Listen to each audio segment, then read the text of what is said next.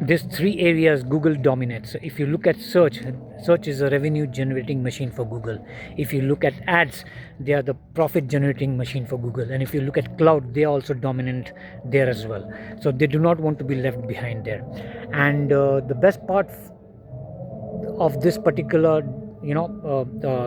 debt financing is basically giving out a message, convincing everyone around the world, to all the businesses and investors, that they are very much serious about this particular business and this is not a bubble. And basically it's also a message out to all the businesses that they can consider this as a big opportunity and not a hype.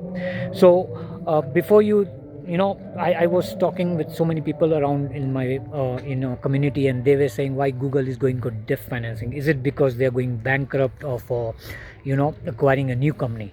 But that is nothing sort of. They are doing this because they want to do not want to miss out the opportunity betting on AI data centers, cloud, and AI enterprise tools.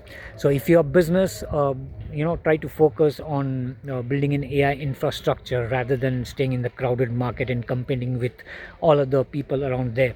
And if you're a job seeker, try to learn new skills around deploying and managing cloud data centers and learning prompt engineering as well. So there's a big and great opportunity for both businesses and job seekers. So make sure that do not miss out this opportunity. And it's a clear message that they are very serious about this business. And if you think this thing is very interesting, you can also go onto the internet and read about this particular news.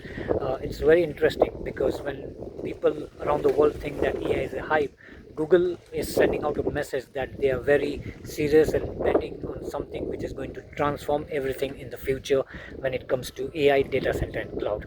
Hope this information was useful. If you love this video, like, share. Until then, keep punching.